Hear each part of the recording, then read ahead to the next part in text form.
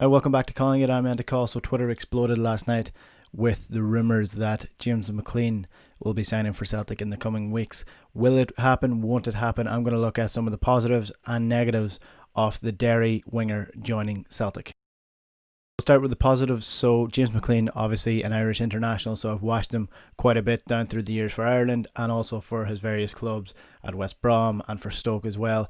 And one of the positives is that Celtic will be filling a position that they badly need to fill. So it looks like Neil Lennon is going to play three at the back and two wing backs from now on. Now, he has played as a left wing back for Ireland on a couple of occasions under Martin O'Neill and also under Mick McCarthy a couple of times as well, and it hasn't worked out exceptionally well. Now, what you have to bear in mind is that Celtic have better attacking players, so James McClean was a bit hindered by the left wing back position when he played for Ireland, didn't get forward as much as he would have wanted to, and Ireland didn't score as many goals, but he was pretty good defensively, which would be the worry for Celtic, because Celtic don't have to worry about the left wing back position in terms of getting forward. They have enough forward players, they have enough midfielders who can get goals, get attacks, get assists, but defensively is where they struggle when it comes to the left wing back position.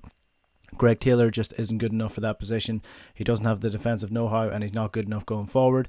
James McClean would be an upgrade to Greg Taylor in terms of going forward and probably defensively as well. So that is definitely one positive of signing James McClean. Second positive of signing James McClean is that he's a Celtic fan. Like Shane Duffy, growing up in the Bogside of Derry, he is a hardcore Celtic fan and Celtic fans would instantly love him based on just his love for the club, his passion for any club that he goes to, his passion on the pitch, and also he's a big fan of Rebel songs, so it would be something that Celtic fans would rally behind. It would be brilliant to have Celtic fans in the stadium supporting James McClean for Celtic, and the fact that he is a Celtic fan does actually add to it a little bit. Like Shane Duffy, he's coming for all the right reasons.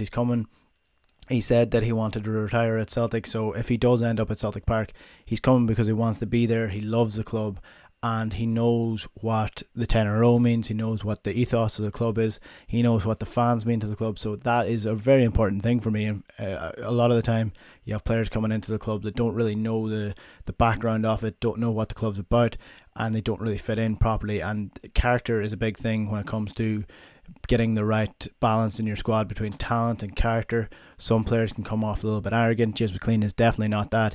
He will give absolutely everything on the pitch and off the pitch for Celtic if he does sign for them. Another positive of James McClean joining Celtic, if he does sign for Celtic, it's just transfer rumours for now, but it is that he is extremely fit. You have some of his teammates talking about how incredibly fit he was coming back from the lockdown. He is a bit of a gym nut. He's in an insane shape for a 31-year-old.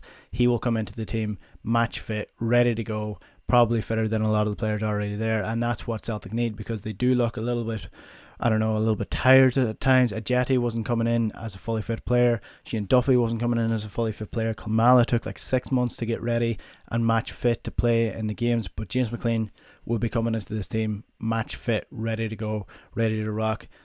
Extremely fast. Even for his age, he hasn't lost much of his pace. He will work like a dog down that left-hand side. He'll chase after every ball. If he loses the ball, he'll immediately press the opposition. That's the type of player James McClean is. He will work extremely hard for the team if he does sign, and he has the ability to just jump in straight away. So it's not a situation where if Celtic bought him or got him on loan, that he'd be coming in and it would be 3 to 4 weeks before we'd see him actually starting in the team or getting appearances off the bench. He will be ready to go straight away. So that is the third positive of signing James McClean. Now to the negatives of signing James McClean. Well, he has been a frustration for a lot of Irish fans over the last couple of years, because a lot of people see him as a little bit past it at this stage of his career. A lot of people think he's too sloppy in possession, and sloppy in possession is one of the negatives that definitely comes with James McClean, because a lot of the time his crosses don't meet the man that they are intended to. A lot of the time he's a little bit sloppy in his passing. The 5-yard pass and the 1-2s don't always work out for him, and sometimes he tries a little bit too much down the left hand flank before he actually gets the ball in. So that is definitely one of the negatives you're getting with him. Now, that may change based on the players and options he has on his team and the standard of opposition he's playing against. He was Stoke's Player of the Year last year, so who's to say that he might not come up to Celtic and absolute boss it as a left winger or a left wing back, and give away or keep the ball well and work it down the left flank and be one of the best wingers in the league. that is a possibility. But there is also the possibility that he brings his form that he has had for Ireland into the Celtic camp. He gives away the ball too much. There was a match against Georgia where he gave the ball away circa 10 times. It was definitely double figures, can't remember the exact figure, but that is what you're getting. That's a trade-off for someone who works extremely hard. He is a little bit loose in possession at times. Another negative of signing James McClean is that he has a tendency to get booked quite early in games. Now this comes with the passion and with the closing down and with the will to win all the time. James McClean constantly chases the ball down, constantly gets stuck into players, and he does have a tendency to get booked quite early. Now this isn't an issue if it's just bookings here and there, but he does get booked quite early, often at times when he gives away the ball and he's chasing down and he wants to get the ball back as quick as possible. He's not a dirty player, but he does want to win the ball back by any means possible. This is only an issue if it happens in big games. So say for example it's an Old Firm, 6-7 minutes in, we know how helter-skelter that can be. James McClean gets the ball, gives it away, goes in for a tackle, gets a yellow card early. That's him on a shoestring for the rest of the game. So that's where the early bookings come in as a negative. Again, it's sort of because he wants to be positive for the team, but it does work out as a negative if you're on an early booking in the big games, especially the ones, the likes of the Old Firms, where it's heated already, or the European games where you don't want to be on a booking after 6 minutes in the game, because then you're just a danger to the team and you're a liability going forward in that game. So getting booked early is a negative that James McClean would bring into. Another negative of signing James McClean is that he's 31 years old. You're buying him to retire at Celtic. It's not a great investment business-wise. You are buying a player for a couple of years. You're getting that couple of years and that's it. There's no sell-on value, so it is definitely something that you would have to consider in terms of a business sense. Does it make sense? It doesn't really make sense. You can probably get a player of James McClean's standard or higher for the same amount of money and get a lot more years out of him than you would get out of James McClean. Now, again, players coming to retire at Celtic, that means that it's his boyhood club, he wants to play there, but that shouldn't mean that you'd actually buy him. So like I said, he's extremely fit, so the negative side of the 31-year-old that you normally get, where the legs are gone or he doesn't have the fitness anymore or he can't get around the pitch anymore, that doesn't stick to James McClean. But from a purely business perspective, it doesn't really make sense, because you're buying him from an English club, you're going to pay English prices for a 31-year-old, so you're probably going to be paying over-the-counter prices for a player that you're getting to retire at the club. So I'm not really sure that makes sense as a business sense. Celtic badly need a left back or a left wing back, but I think there probably should be another player. If the scouting network is as good as they claim to be, they should be able to find a left wing back who's younger than James McClean, who will come in and you'll get 6 to 7 years out of, because you're not getting that out of James McClean. To sum up, James McClean, he is an old school winger that'll get onto the touchline, get crosses into the box. If he loses the ball, he'll chase it down. He will have passion for the club. He will have pride in the jersey. That is how you sum up James McClean. Pride and passion.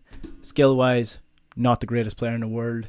He's probably an upgrade of where Johnny Hayes was at. He would be a starter in the Celtic team ahead of Greg Taylor, but I'm not so sure it would be a great investment in the long term for Celtic. I still think that they need to invest in the long term future of Celtic as opposed to the short term patchwork that seems to be going on over the last couple of years. So I'm not so sure James McClean would be the man, although I do think it would be great for him to sign for the club.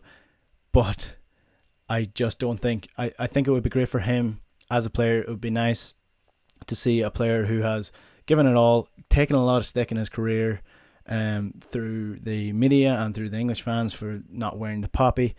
I do think it would be nice for him to finish at his boyhood club and finish at a club where the fans really appreciate him. That would be a nice end to James McClean's career. From a Celtic fan's perspective, I don't think he's the best man to get at the left wing back, but we shall wait and see. It is still transfer rumours. That's where you're at the minute. It's nothing concrete, and it will take a couple of weeks before we find out if James McClean is actually, if that's actually a story, or if it's just a sort of a working in the media to see if he can get a move away from Stoke. But as it stands, James McClean is a Stoke player, might become a Celtic player over the next few weeks. What do you think? Should he sign for Celtic? Do you think he'd be a good signing for Celtic? Have you seen much of James McClean? Let me know in the comments below. Subscribe to the channel if you haven't already. Looking ahead to Celtic's game against Riga on Thursday night, tune in to my YouTube channel tomorrow.